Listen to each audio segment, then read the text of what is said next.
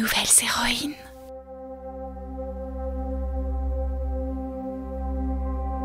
Dans la tradition française, toutes les missions spatiales doivent être nommées avec une référence à un objet céleste. Et donc, en fait, moi, j'ai commencé par regarder tous les noms des étoiles, des galaxies, etc.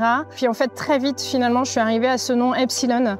Epsilon pour vraiment la symbolique de cette petite chose qui, finalement, va devenir une grande chose, quoi. Même si c'est complètement paradoxal, c'est vrai qu'en maths, Epsilon, ça veut dire tout petit, quoi. C'est presque insignifiant, mais moi, je suis convaincue que c'est plein de petites choses mises bout à bout qui font que la vie est incroyable et qu'on peut faire des grandes choses, en fait.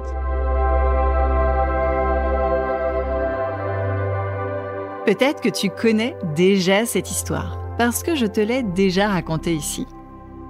Mais aujourd'hui, je t'en propose une version toute neuve, plus longue, avec plein de nouvelles anecdotes à découvrir. Nouvelles héroïnes.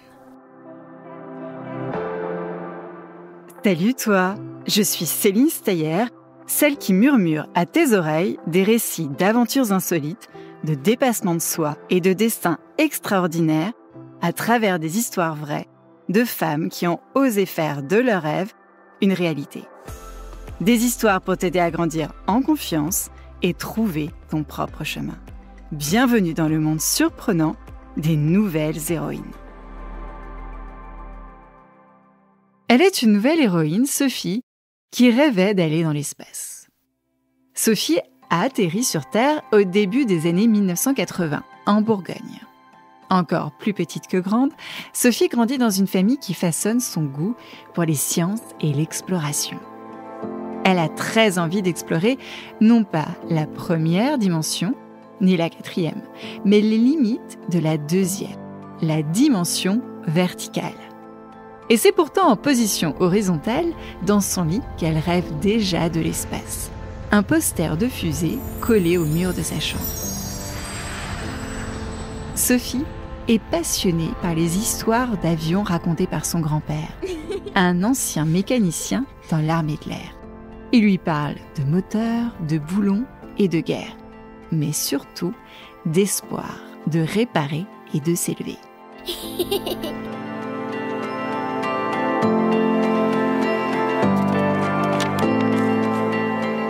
Encore plus grande que moins petite, Sophie commence à lire des biographies de grandes scientifiques. Et c'est là qu'elle tombe sur Marie Curie. Ah, Marie Curie. Si tu ne la connais pas encore, et j'en doute, Marie Curie est née en Pologne, à une époque où on disait aux filles « Tu veux faire quoi, toi? Des sciences? Ah, non, va plutôt coudre un apron. » Mais Marie, elle a dit « Non, moi je veux étudier les sciences. » Et c'est à Paris qu'elle fait de grands travaux de recherche. Dans son laboratoire, elle a trouvé 2 nouveaux éléments hyper radioactifs. Le polonium, comme la Pologne, son pays, et le radium, comme radieux, enfin pas trop vu que ça brille la nuit et que ça peut te rendre très malade si t'es pas prudent. Elle travaille jour et nuit et va gagner 2 prix Nobel, pas 1, 2, en physique et en chimie. Et c'est la première femme à en avoir eu 2. Et déjà en avoir eu 1. Et la seule personne au monde à en avoir eu dans 2 sciences différentes. Tadam! Et même, c'est elle qui a inventé des petites ambulances pendant la guerre pour soigner les soldats avec des radios portables. Alors, forcément, quand Sophie lit ça, elle se dit « Si Marie a pu briller dans un monde d'hommes, moi aussi je peux m'accrocher à mes rêves. » À 14 ans, Sophie est touchée par les cieux. Je suis très heureuse de pouvoir, en tant que femme, et puis de montrer aux femmes qu'on peut aller au bout d'un objectif, même s'il peut paraître ambitieux et un peu difficile, parce que c'est un milieu masculin dans lequel on évolue. Moi, c'est une mission que je me fixe.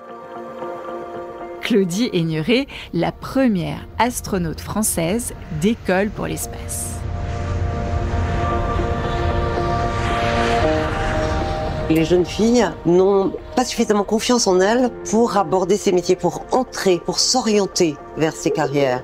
Et là, il y a un problème qui est lié probablement à une représentation des métiers, à des clichés, à des stéréotypes, à une forme d'éducation. Donc il faut leur donner confiance et leur expliquer ce que sont ces métiers.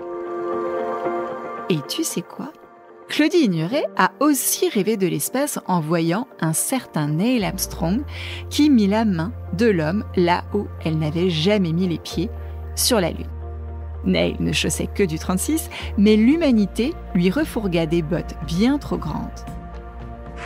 It's one small step for man, one giant leap for mankind. Un petit pas pour l'homme, un grand pour l'humanité. La mission Apollo 11 avait allumé une étincelle pour Claudie. Et comme pour Sophie, qui ce 17 août 1996 est devant le poste de télévision dans le salon, quand elle voit Claudie Ignoret aller dans l'espace. S'il y a une femme qui va dans l'espace, alors que nenni la nana, je prendrais moi aussi ce chemin-là.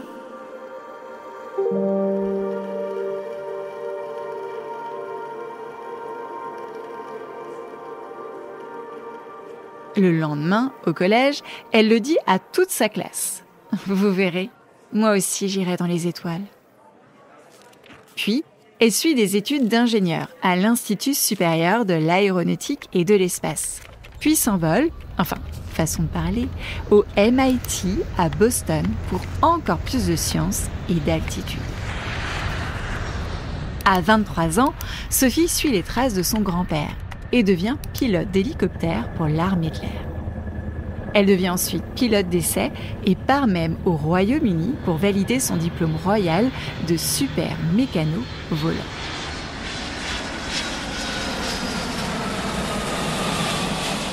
Et puis un jour, bim badaboum, ça y est. Sophie est sélectionnée pour devenir astronaute. La deuxième astronaute française après Claudie Ignoret. Son idole, son modèle, sa nouvelle héroïne. Pour Sophie, c'est comme si une fée avait trempé sa baguette dans la Voie lactée et l'avait touchée pile entre les deux yeux. Mais avant de décoller, école. Encore formation, toujours. Parce que l'espace, ce n'est pas juste faire coucou depuis un hublot.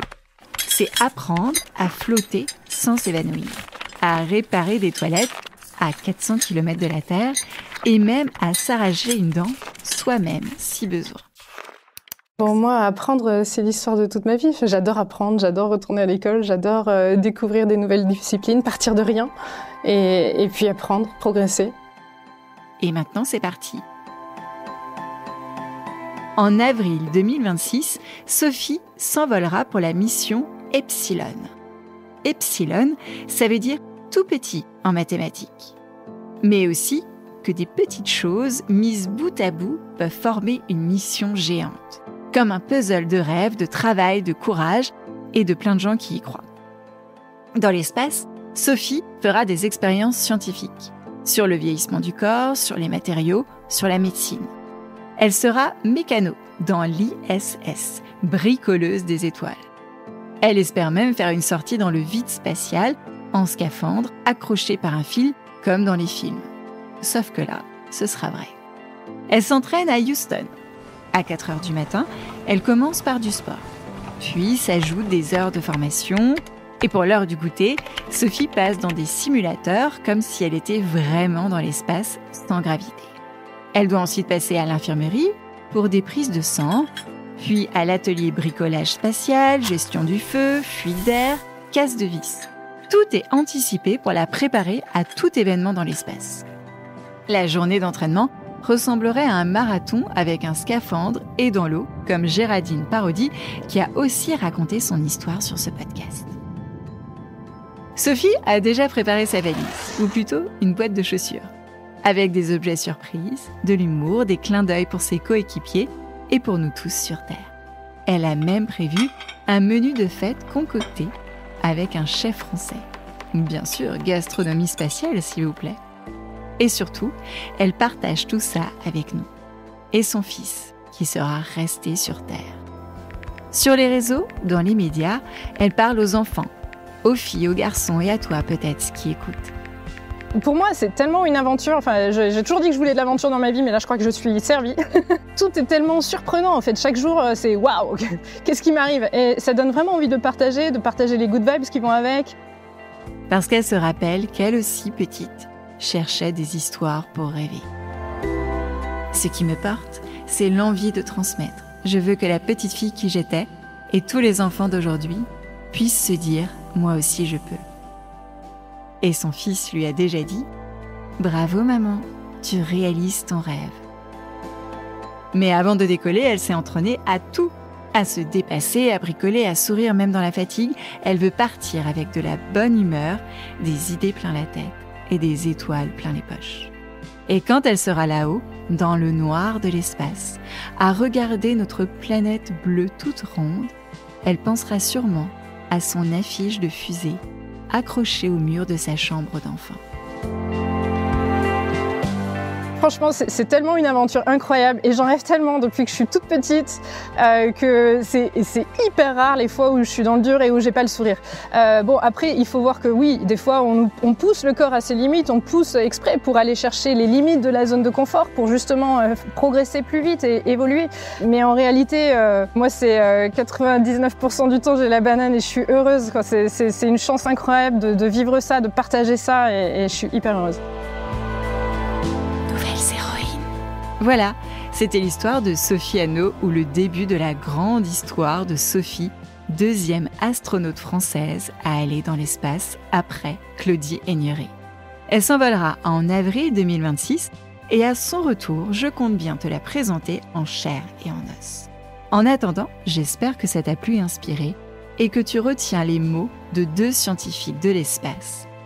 Les femmes ont leur place dans les sciences, dans l'aéronautique et dans l'espace. Alors ose toi aussi, les étoiles sont à portée de main. Nouvelles héroïnes. Nouvelles héroïnes. Nouvelles héroïnes. Nouvelles héroïnes. Nouvelles héroïnes.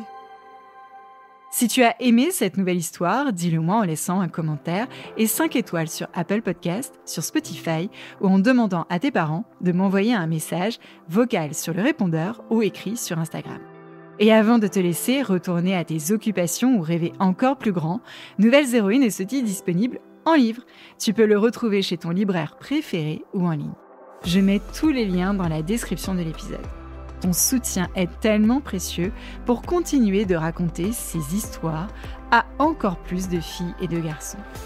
Je compte sur toi pour en parler à ton école, à ton cours de danse, théâtre, football, à ta boulangère et même au contrôleur de bus. À bientôt avec Nouvelles héroïnes. Nouvelles héroïnes. Nouvelles héroïnes. Nouvelles héroïnes. Nouvelles héroïnes.